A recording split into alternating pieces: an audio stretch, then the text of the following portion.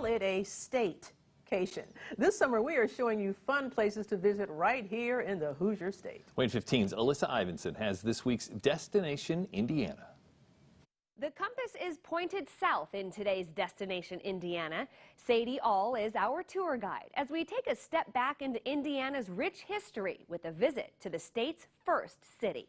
Vincennes, the first settlement in Indiana, a city that prides itself on its strong roots, and the city's inhabitants encourage you to check it out. Just a way to get in touch with so many different types of history. Vincennes carries history lessons from the early 1700s. This was a French trading post for the fur trade, and it goes back 1732, and there were inhabitants here well before the rest of the old Northwest Territory was settled.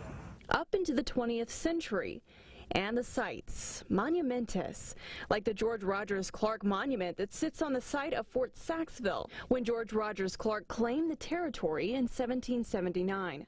It's the largest of its kind outside of D.C. It's the largest on an American battlefield.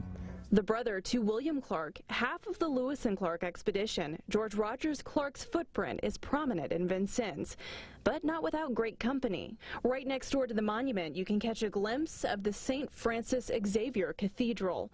Mark Hill takes us on a couple of tours. From learning the French Catholic history of Vincennes to the home of former Indiana Territory Governor William Henry Harrison. This is the State Historic Sites, and many of these buildings have been relocated to this one central place to sort of represent the early 1800s and the period where Indiana was a territory. And then we have the Elihu Stout print shop.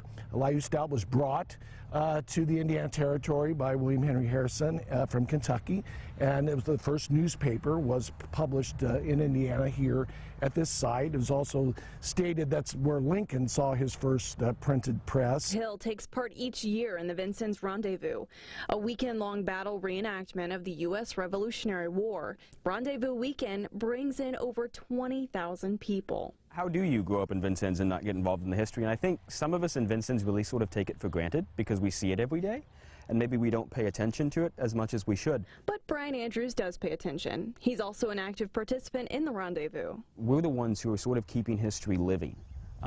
Because, you know, you can look at it in a museum, you can see it at the site, but when you're with a reenactor, you can really engage with it and experience it. That was Sadie All reporting. You can see other cool places to visit right now on the Destination Indiana page on WANE.com. Next week, we'll take a trip to Metamora Canal Town. Alyssa Ivinson, WANE 15 News.